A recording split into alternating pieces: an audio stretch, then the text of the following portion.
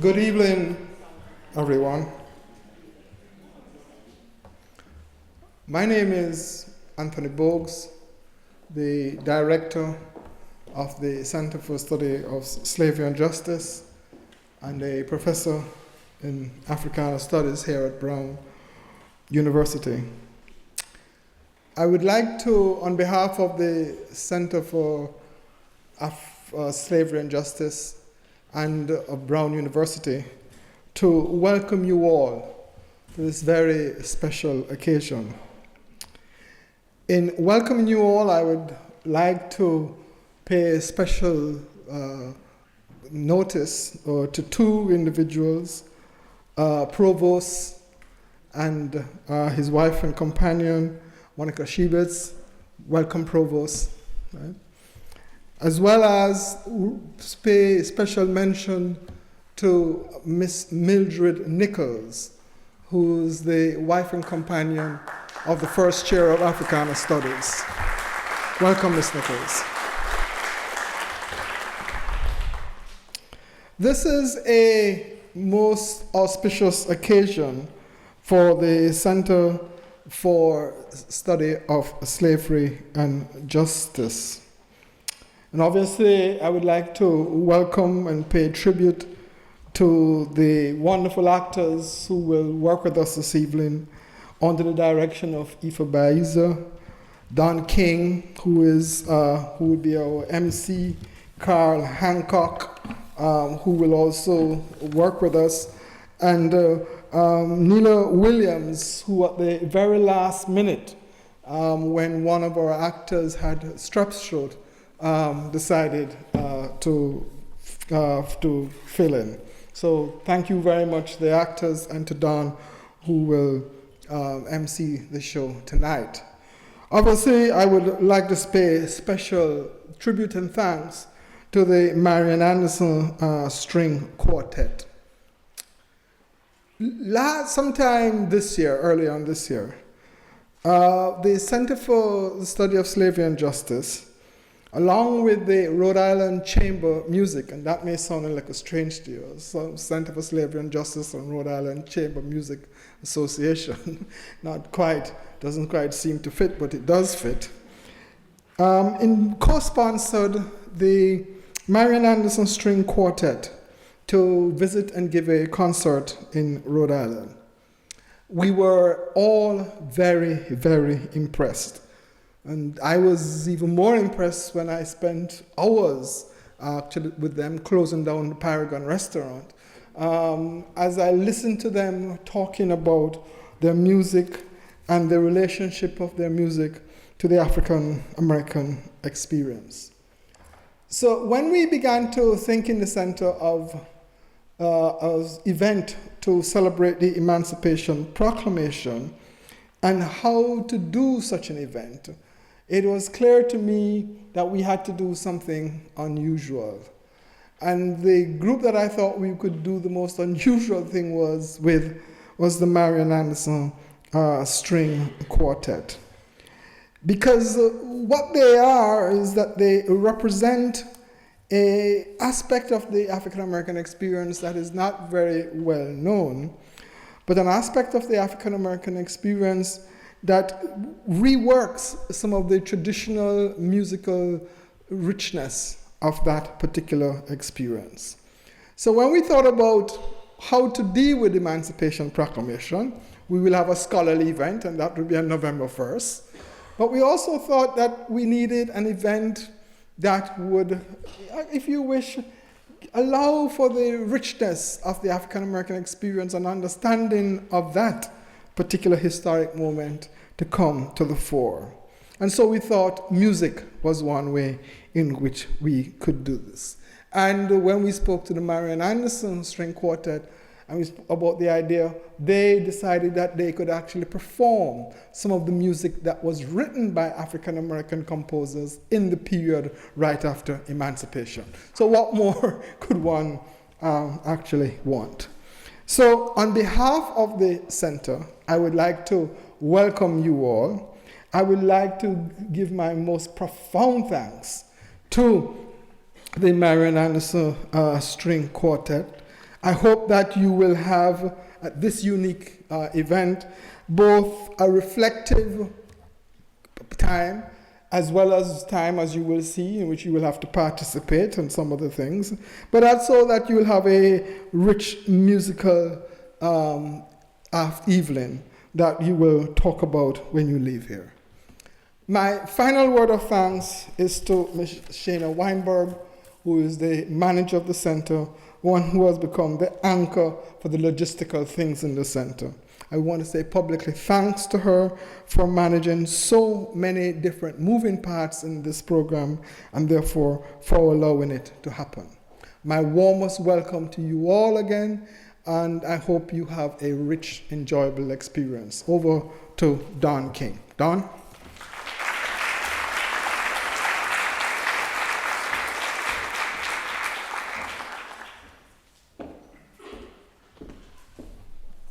Good evening, everyone. Thank you, Professor Bogues. First, a little housekeeping business. In the event of a fire alarm, please proceed calmly to a nearby exit. Leave the building and move away from the doorway. The exits are here to my right, your left. Please note the location of the nearby exits. The closest exit may not be where you entered. Be aware that the way you entered may not be the most direct way out. Sitting or standing in the aisles and doorways is not permitted. Smoking is not allowed inside any university building. Also, cell phones, so that only the sounds we hear will be the sounds of music. Please turn off all cell phones and electric devices. Thank you. Now, it is my great pleasure to be Master of Ceremonies for the Marian Anderson String Quartet, performing in celebration of the Emancipation Proclamation. The year 2013 marks the 150th anniversary of this landmark document. It was an imperfect document, one born out of the necessities of winning a war rather than to liberate a captive people. Nevertheless, it remains a symbol of America's promise. For African Americans, it marked the beginning of a new world, a new struggle, a new identity, one which was sown by the words henceforth and forever free. To commemorate this moment in history, please join me in welcoming the Marian Anderson String Quartet.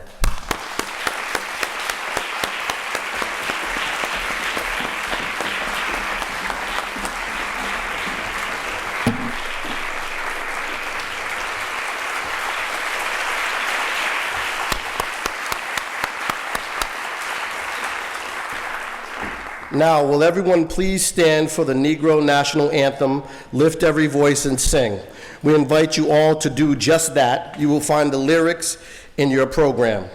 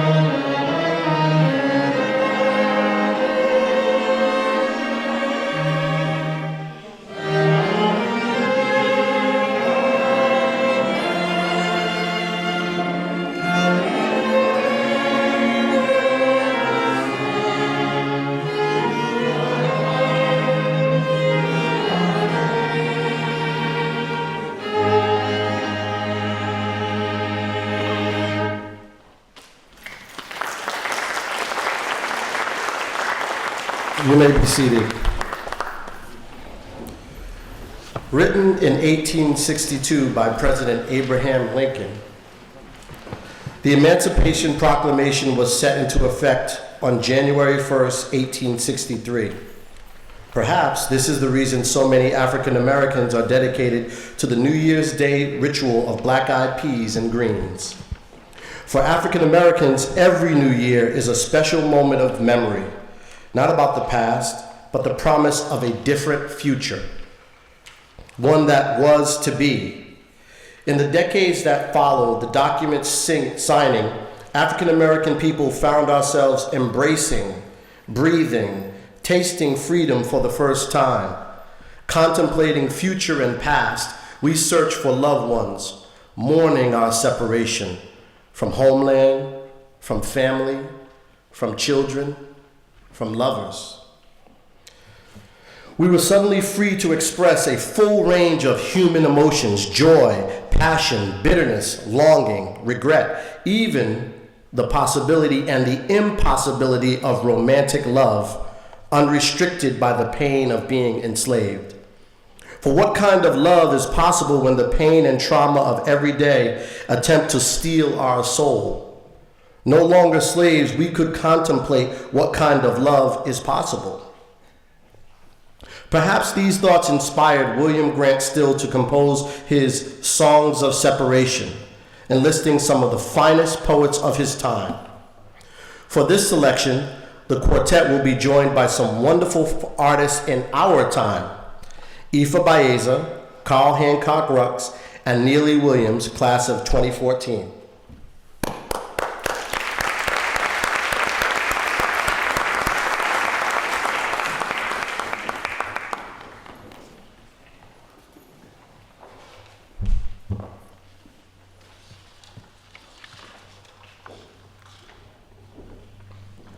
Songs of Separation by William Grant Still. Arranged by Robert Pound. Movement 1, Idolatry by Arna Bonton. You have been good to me. I'll give you this. The arms of lovers empty as our own, marble lips sustaining one long kiss, and the hard sound of hammers breaking stone. For I will build a chapel in the place where our love died, and I will journey there to make a sign and kneel before your face and set an old bell tolling on the air.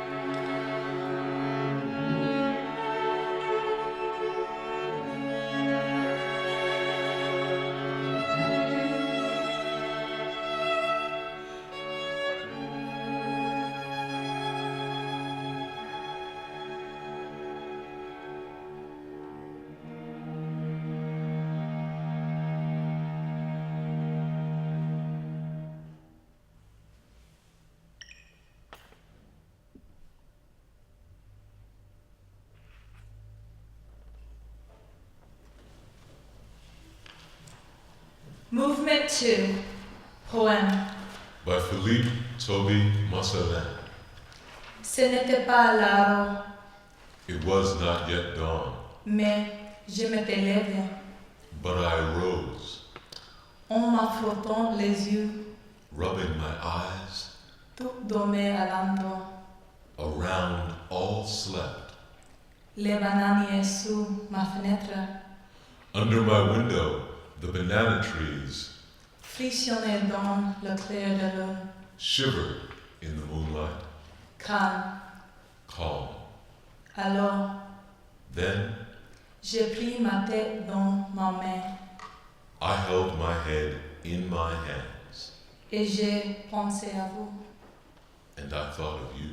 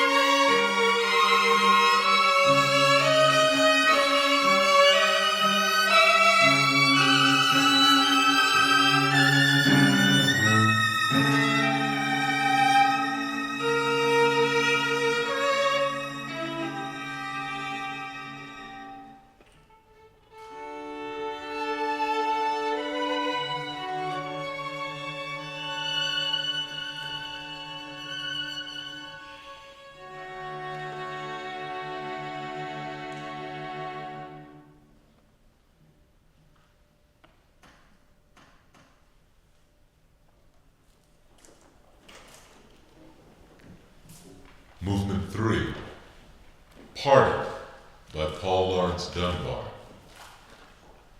She wrapped her soul in a lace of lies, with a prime deceit to pin it, and I thought I was gaining a fearsome prize, so I staked my soul to win it. We wed, and parted on her complaint. And both were a bit of a barter, though I'll confess that I'm no saint. I'll swear she's no martyr.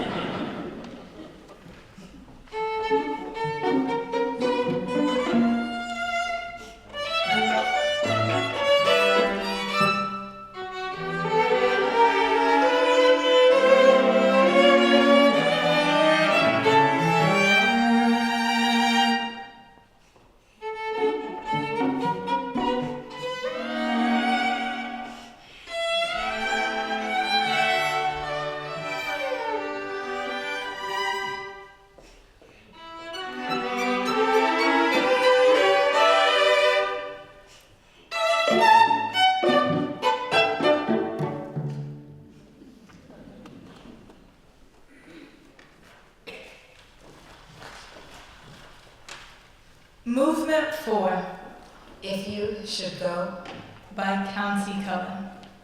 Love, leave me like the light, the gently passing day. We would not know for the night when it has slipped away. so many hopes have fled, have left me but the name of what they were. When love is dead, go thou, beloved, the same. Go quietly. A dream, when done, should leave no trace that it has lived, except a gleam across the dreamer's face.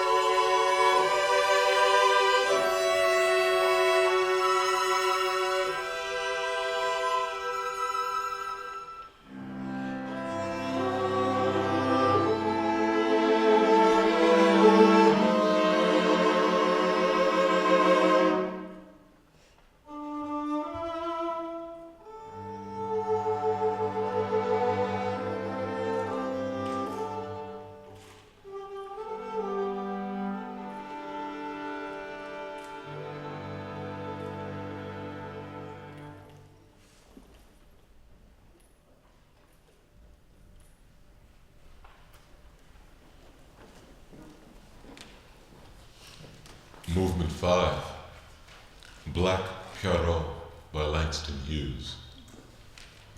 I am a black Pierrot. She did not love me.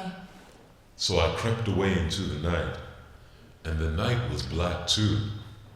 I am a black Pierrot.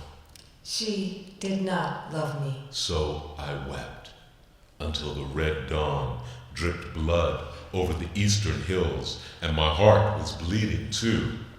I am a black Pierrot. She did not love me. So, with my once gay-colored soul shrunken like a balloon without air, I went forth in the morning. To seek a new brown love. I went forth in the morning. To seek a new brown love. I went forth in the morning to seek a new brown love.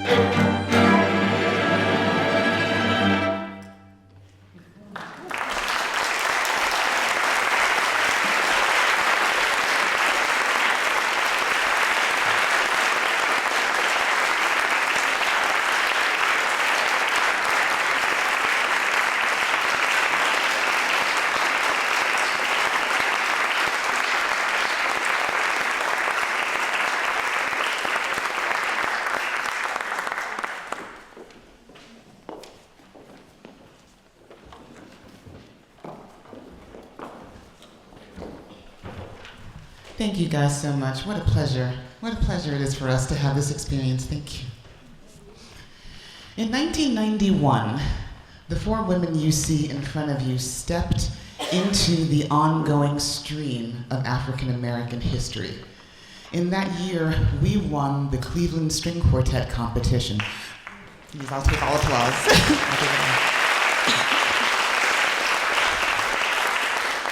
Entirely unbeknownst to us, it made us the first African American string quartet in history to achieve an honor of that magnitude in the classical field.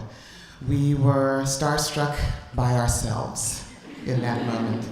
And we went by a different name at the time, and with great success also comes great obligation. And so we thought and we talked and decided to change the name of our quartet to one that would do greater honor to the honor that had been bestowed upon us. And we approached the great contralto Marian Anderson and asked if we could use her name as the new name of our quartet.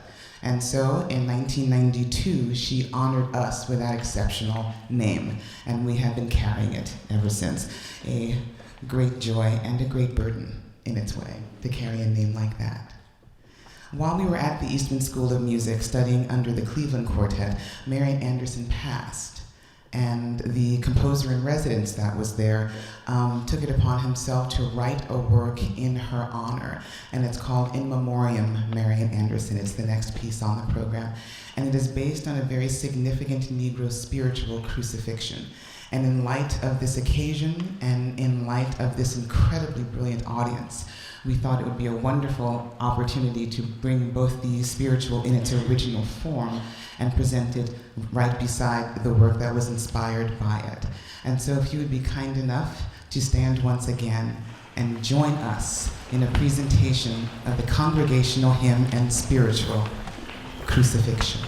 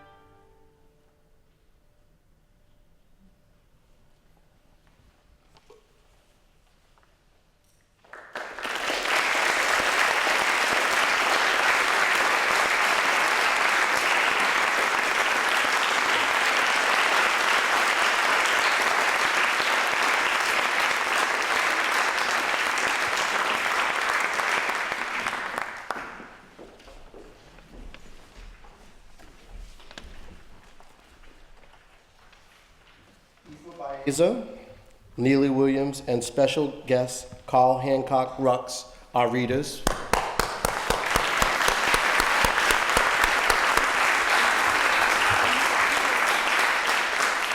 Marion Henry, Nicole Cherry, Deidre Lawrence, and Prudence McDaniel, the Marian Anderson Quartet.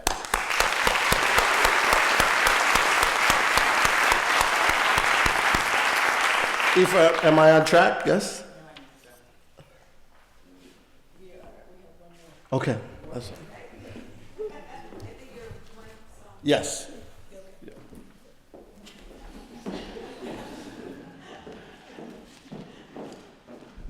You know, we love Mr. King so much, we need to have him on stage more often, so that's what that was. Sorry, it's like, come on, just come on. All right, so we're gonna play a little bit more music for you. And the Negro Spiritual is beautiful in so many ways, but particularly for its duality. And Calvary is no exception with its double meaning.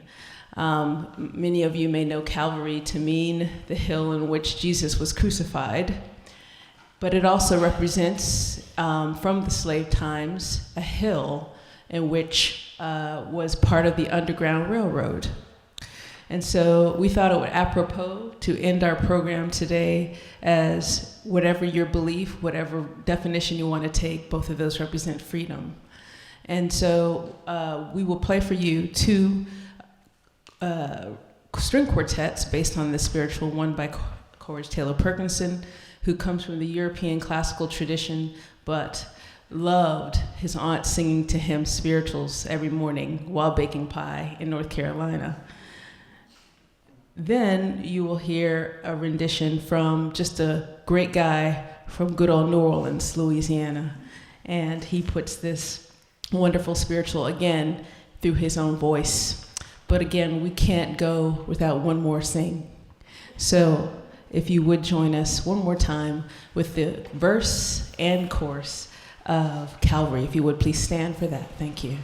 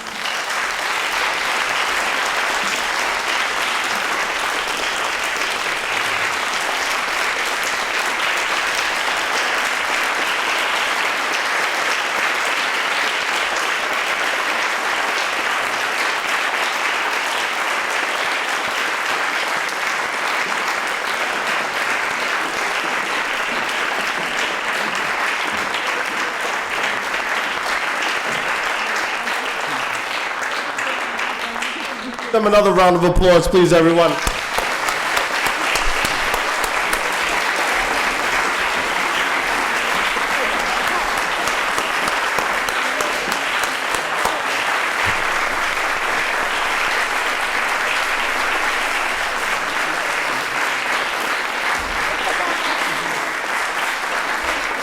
Can we also bring our readers up, please? Aoife Baeza, Neely Williams, and our special guest, Carl Hancock's Rux, our readers.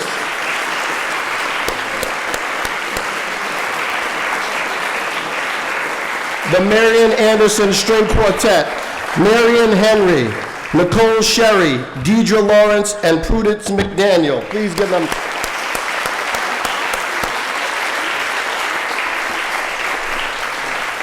So at this time, we invite you all to stay for a brief question and answer with the artist right here in the theater, and then you will join us shortly for a reception immediately after the discussion. On behalf of the Center for Slavery and Justice, I would like to thank you all for coming.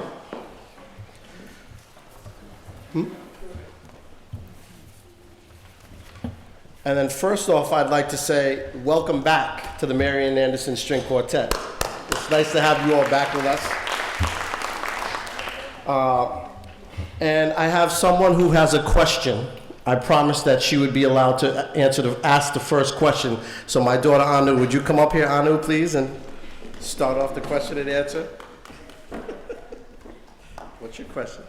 How old were you when you started playing an instrument?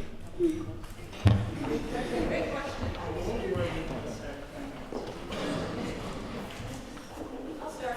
I'm from New Orleans, Louisiana, originally. So I started when I was in third grade. I was 8 years old, and I love to always tell this story. A musician came to our school and demonstrated the violin, and I just thought it was, sent from heaven. And this person played the most beautiful rendition of Twinkle Twinkle Little Star I've ever heard in my life. So I ran home and told my mother, and I've been playing ever since. I started the violin when I was about 10 years old. I had played piano a few years prior to that, mostly because my father was very musical. He minored in music in college, and so music was always a part of the household. And then there was a wonderful youth orchestra program inside in my area, DC. And so they signed me up for that and fell in love ever since with violin. I started twice. I had a little renaissance in the middle of all this. I actually started on violin when I was age 15. And then I switched to viola when I was 18. Please don't think for a minute that makes me the oldest person in this quartet. I'm from New York originally, and we're living in Texas right now, and I had no idea how much I missed East Coast people. I'm so grateful for everything.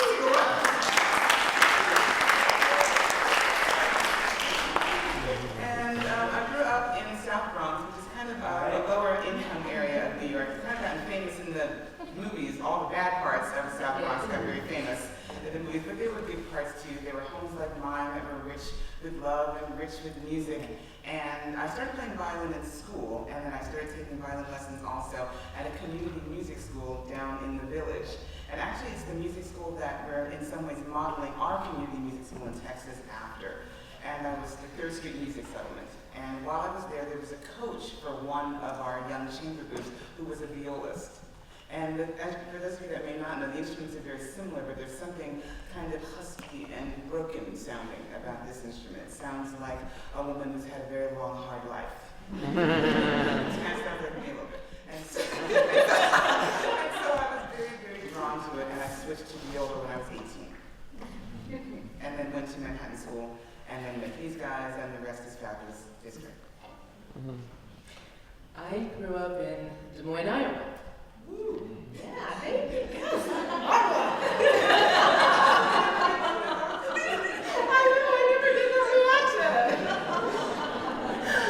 And I started playing piano by ear at age 2. My mom was taking me to concerts when I was 6 months old. I was going to hear the symphony. I was that baby in the audience that actually didn't cry. And so I started piano lessons at age 5, and I started playing cello at age 8. And I had my first lesson. It was in summer school, and my mom actually had to fight with the director of the music department of the ISD to allow me to start early, because it was before I was going into second grade. It was before I was supposed to be in fourth grade or something like that. And so I had my very first lesson, and while I was waiting, I propped it up against a table, but it didn't have a rock stop. I just set it up on a nice linoleum floor, and I was good. I got it to balance for 2 seconds, just long enough for me to turn my back. And of course, over it went, and the sound it made when it hit the floor just made all the strings resonate. And to me, to this little 8-year-old, it sounded like it was crying. So I picked it up, I held it in my lap, I rocked with it. I'm so sorry. But what that did was it told me that this instrument has a voice. And so we have been exploring each other's voices all these many years.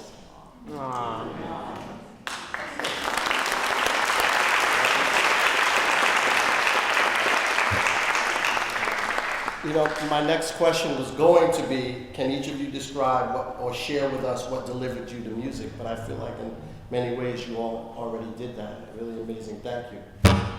If anybody would like to add on to, you know, what experiences you may have had as children or adults, you know, what delivered you to want to choose a life in music? She's a devil egg story, it's kind of crazy. Me, I thought you were thinking of another egg. Yes. Well, this is, if anybody is going to ask the question, I have a child, he won't practice or she won't practice. I usually get those, how would I inspire them to practice? Well, when I was in elementary school, well, first of all, you need to know how to play the piano. I had a very musical family. And my grandmother would have us come over and to her house and watch the Boston Pops and have deviled eggs and root beer. She would make homemade root beer. And I love deviled eggs, so that was no problem. And all I remember was a sea of blue suits, because that's what they wore for the Pops, you know. And I could relate to that because I could play the violin, you know, I could do that. And so they didn't have to tell me to practice. They knew what to do. They could either call me to the radio and say, listen to this. And then the next thing I knew, I had my violin in my hands. I do know that I, at one point, went to see the National Symphony, came up to Washington, D.C. for the Urban League Convention back then. And they were playing Romeo and Juliet, and there was a section in it where it's just all 16th notes, and it sounded like the wind. And I was little, you know, and I just knew at that point, I said, oh yes, I'm gonna keep doing this, but it's just to have music actually sound. Believe it or not, I'm kind of a visual person, and I felt like I could see the wind. Never felt like this, but it looked like, you know, something linear to me, just swirling around. So it's just, to be able to create that is to me a blessing and just something incredible. And so, I'm happy. I went to concerts a lot. As I said, my mom and my dad actually would take me to hear the symphony. And when I was 8, I had just had my opening summer of lessons. And the great cellist, Janos Starker, came to our town, and he was playing one of the greatest cello concertos of all time, the Dvorak Cello Concerto. And in the first movement, in one of the toughest passages, I'm sitting right there underneath his F-holes. These are F-holes. And toughest passage in the piece, and he looks down and smiles at me. And it was at that moment, in my head, I said, oh yeah, that's what I'm gonna do. And I was fortunate enough years later to actually have the opportunity to tell him that that was what made me decide I was gonna be a professional cellist. It's a fun question. I cannot say that I stepped into this professional world full of courageousness. I think to be courageous means we have to know the risks, be full of fear and act anyway. I was a complete idiot. I had no knowledge of what the risks of a life in classical music could be. I was blind and blissed out on music and sound.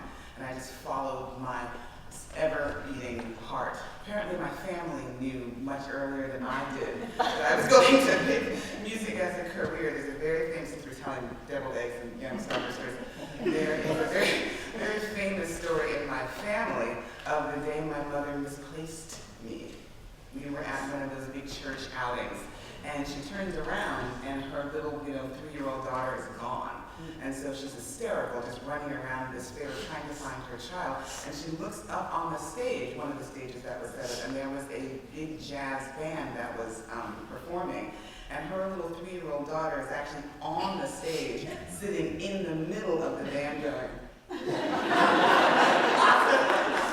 sounds different up here, guys. It does.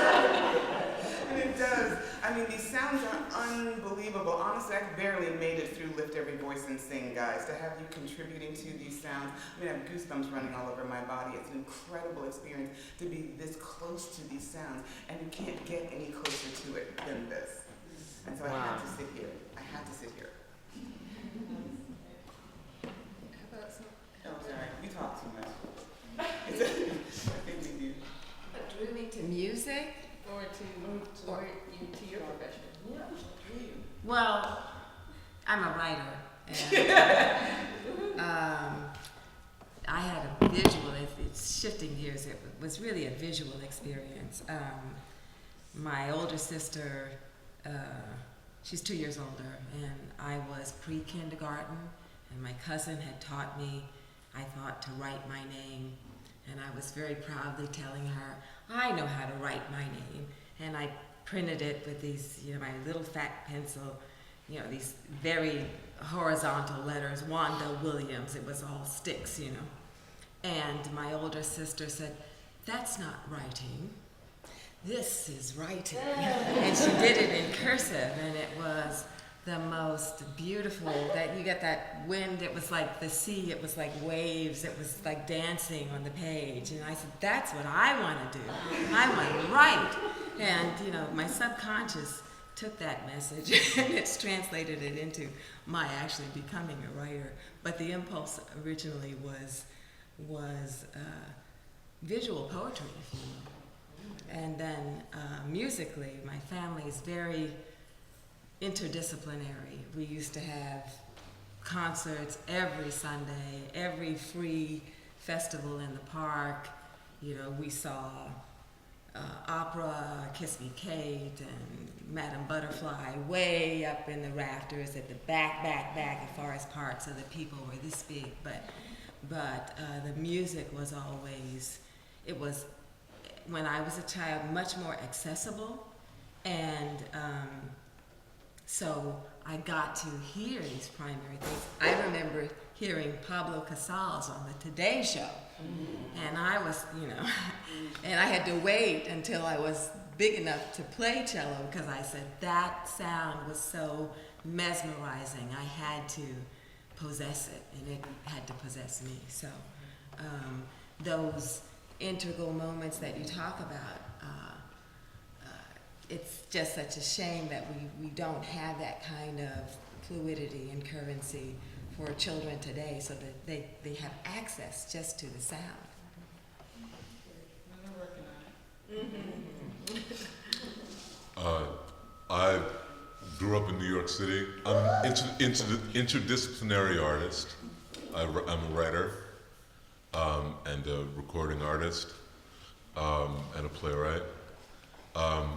I was born in Harlem. I grew up part of my life in the South Bronx as well.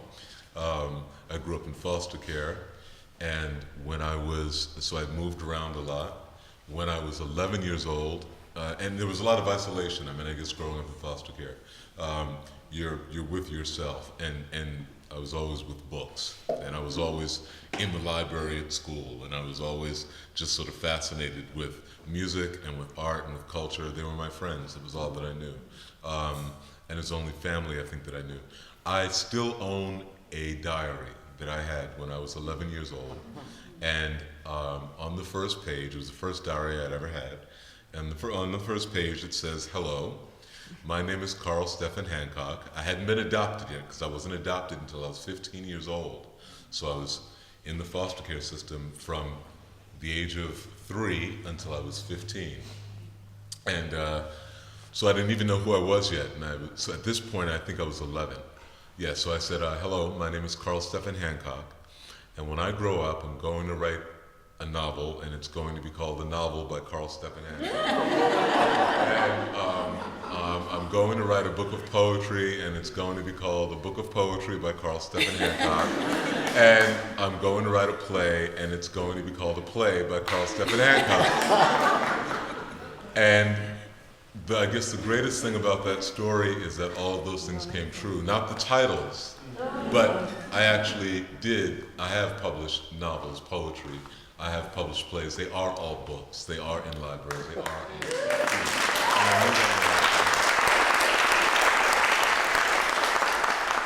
What I didn't know when I was 11 was why people teased me about my voice, because it was always deep. And and I felt very shy about it. I felt very shy. I always had a deep voice. I mean, it was weird. And not knowing my mother or father really, and not knowing my father, I didn't know where I had this why I had a deep voice, even for a kid. And kids would, tease like, you talk weird and whatever. And the first person that, since we must give honor to the ancestors and the people who came before us and the people who brought us into where we are. When I went to the School of Performing Arts to major in art, visual art. So I didn't know which, I was still writing poetry, plays, now I got visual art. And Robert Earl Jones, who was an actor and the father of James Earl Jones, came to our school. And he heard me one day in class talking, and it was in an acting class that I wanted to take. And he said, you should act. And then he said, do you, it was the only time I'd ever met another African-American man with a voice as deep as mine. And then he said, do you sing? And I said, well, I guess, sort of. And then he brought me down to the Harlem Boys Choir, and I started singing with the Harlem Boys Choir from the age of 14 to 16. So I guess that was it. I mean, I just decided that there were no limits. It was all possible. I could still write poetry, novels, plays, sing, act, and not have anybody tell me no.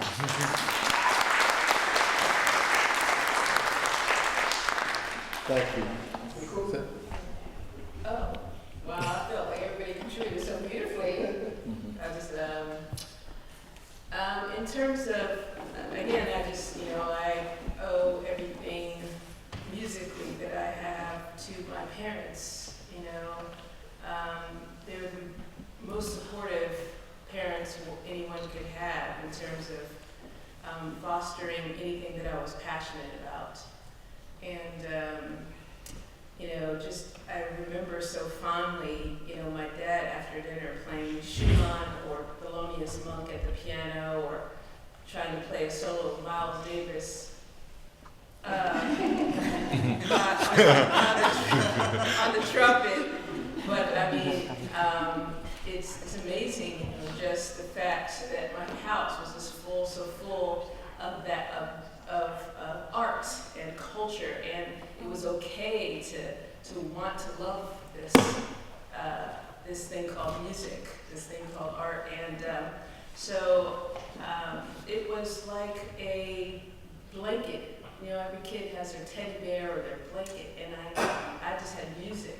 I didn't care if it was a tape cassette of Bartok, string quartets, or I just was, tinkering at the piano, and I couldn't ever imagine not having music in my life. It was in 11th grade, it was very difficult, because that's the grade, 10th, 11th grade, you're trying to decide what you're gonna do when you go to college. And I was just like, well, music. They're like, what can I do that combines music and all the other things that I like? And so, is there musicometry? So I just knew. And then there's, of course, the so many people make it, and everything. And again, fortunately, I had teachers that always said, you will. You will. And I always try to surround myself with people that feel, just are so committed to being, to bring the most creativity out of themselves that it's inevitable that it'll be a success. Because somebody will feel it, somebody will desire, somebody will take it away and be like, that changed my life. And that is exactly what happened to me, and that's what I hope to do for the rest of my life through anything I do. I try to convey that to my students. No matter what you put your hands on, do it with the fullest passion you can possibly do it with. If I didn't have a violin to play, I'd do something else this passionately. I figured it out. But music just seems to speak to so many people. I played in groups where no one spoke English. And somehow we're just having a great old time, And that's amazing to me, that there's a common thing that is from this other world, and you can come to the one place and play this music that's 300 years old and never say, hi, how are you, to the person, but we're communicating so vividly. And I have some of the greatest friends who never said a word to them.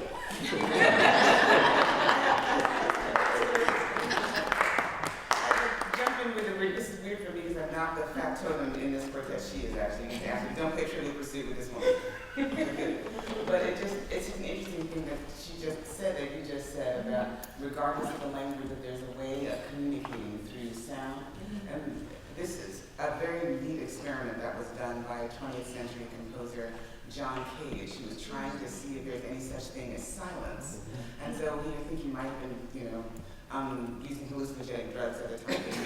They're all wrapped up in a soundproof chamber at UCLA. Really wanted to know, can I hear nothing? And realized he cannot. It is physiologically impossible for a human to live without sound, because the sound is being generated by his own central nervous system. We are at our core sound. We are music. And so what better way to meet people than before the core? Neely, it wouldn't be right to leave you out because you saved us today. So can we?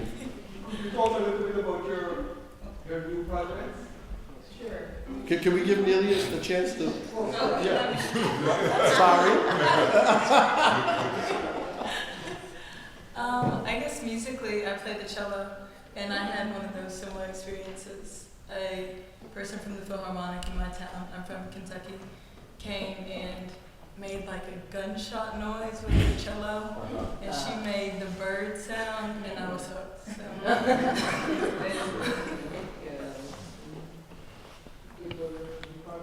Okay. Yes. Currently, we have a new commissioning project that we are working on.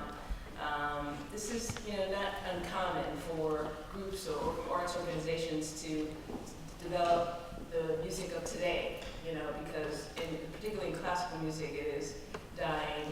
And however, the commissioning project wasn't so much the idea, but the idea was to celebrate Marian Anderson, who, as of April of 2014, will celebrate her 75th anniversary singing at Lincoln Memorial, which is an amazing triumphant moment in American history. And she should never be forgotten for her just outstanding talent, but what she did so humbly. I mean, if you sing like that, you can't be that humble. But right? But however, all she did was sing with such grace and such beauty. And what is it? There's no voice. Voice that comes along once in a century. We're not asking you that. For the night. That was good. Voice that comes in once in a century. So we really wanted to pay homage to Miss Anderson. Of course, because these two met her, and of course, like she said, we're bearing that name. And it also happens to be September 30 of 2014, our 25th anniversary. And so.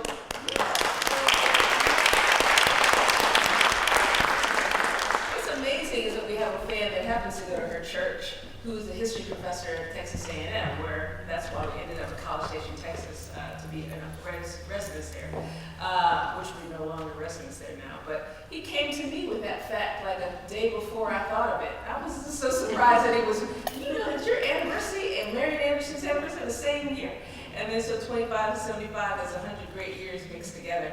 And so we decided we wanted to do something great that also pays tribute not only to her and us, but also our history as people. And so it's called this Continuing the Legacy Project, which has composers of today reimagining spirituals, which you actually heard a snippet of today in a 21st century vehicle or whatever. And so we have a list, but I mean, there's, as I was telling Dr. Bogues last night, there's just, you know, every composer is so excited about the project. And so it all really just comes down to raising money. But again, it officially will kick off. We'll try to have a kickoff next year. And then this is going to be an ongoing project, continuing to create a discography, recordings, and much like James Weldon Johnson and John Weldon Johnson did, a compilation of how these spirituals were in slave times. We're going to create a compilation of instrumental spirituals for the 21st century. One of the beautiful things about this project is we're celebrating it from a variety of different vantage points. This is not just a celebration of Marian Anderson. It's not just a celebration of the Negro Spiritual. It's a celebration of just pivotal musical contributions to American history. And so the people that we are inviting to commission these works cover a wide range of musical styles, a wide range of ages, a wide range of races, because we believe that all Americans should be contributing to this project. And so we're looking forward to a very exciting decade of building this project. I think we have time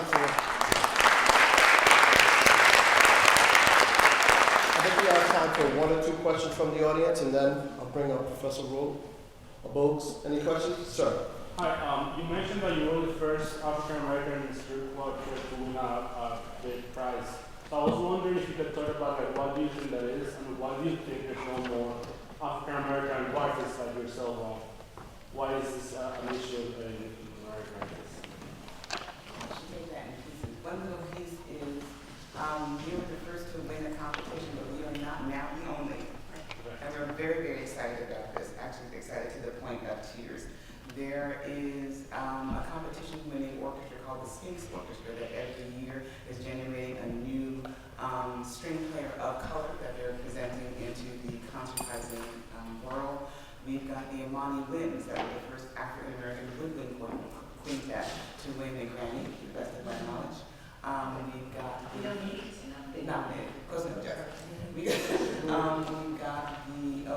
we got 8 out there. The Ritz Players, everything, yes, there are a lot of groups. And so we're starting to blossom like, you know, flowers all over the place. And we're excited. We're excited to be in the vanguard of a movement like that. And of course, soloists have had their hand, African American, I mean, Marian Anderson for one, but, you know, Auditorium Pratt and Andre Watts. I mean, these are great, great African, well, Andre Watts is an African American, but Afro-European, but. And if you look really, really closely with binoculars, you'll see a sprinkling of people of color in all of the major symphony orchestras for the past 50 years or so. It was not easy going for them early on, and we made a lot of great friends who told us some really horrifying stories about the early days, sitting, you know, last chair, second violin in the New York Philharmonic. And there's a person that's in my mind right now who just refused to quit. And he sat there for 25 years until they finally moved into the first violin section. Then played 1 year and quit. And so we're out there. Why there are not more is a huge and very difficult question to answer. And I'm tossing it around because I think that I mean, the classical music field is very small. You know, if I get my facts right, it's like just 1% of the population is playing classical music.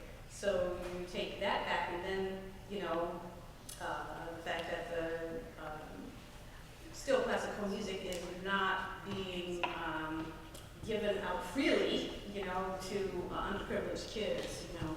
And so, but I mean, that's getting better. We're getting more musicians doing outreach. That's the other thing, because we have a lot of musicians that don't, they just play the concerts, but they won't go out into the schools and inspire the young kids, you know. And so, but that's getting better. I'm seeing more and more of those things happen. But I think when we think, first of all, I mean, how many people listen to classical music? And how many people go, it's not in America, at least. It isn't. It's not the normal. It's not the norm. And when, you know, I was just thinking about, I mean, it was an odd thing for my mom and my dad to take me to symphony concerts as a baby. We were usually the only black family in the audience, unless it was a vocalist that was soloing. And so a part of it also is that it's perceived as being elitist. It's perceived as being expensive. I mean, the instruments are, for a lot of families, prohibitive, and there aren't a lot of options available. And to get my instruments, my parents put up the house. When they bought me my instrument in college, it was, I think it was $400 left after 20 years. And they remortgaged the house to buy me my instrument that would launch my professional career. So it's that kind of, it takes that kind of dedication from the parents, but a lot of times people just aren't in a position like that, and so it's discouraged. And you know, I'm kind of a history buff, and there's a long history about that. But as a society, we also have a tendency to not value it as much. If we had modeled after the ancient Greeks rather than the Romans, we might have a completely different scenario, because I'm not sure how many people realize or even know that in the original Olympic Games, musical improvisation was a part of the games because developing your soul and your spirit and your artistry was just as important as developing your mind and your intellect and your physique. I get a feeling that we're coming to the finish line, and I want to end with hope. You've given a very clear explanation of why it's so difficult, and add to that the fact that we're losing a lot of support in the corporate sector, and we look at this impossible scenario, and there is still a win-win in play. And string quartets like this are part of that solution. All across the country, professional musicians are taking it into their own hands to take care of the next generation of incoming musicians.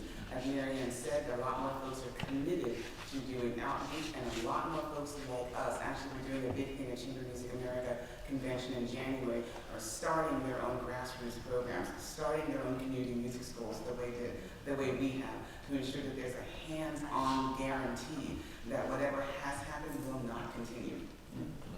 And so be prepared. It's going to be a very color-filled world in about a decade or so. On that note, can we stand, please?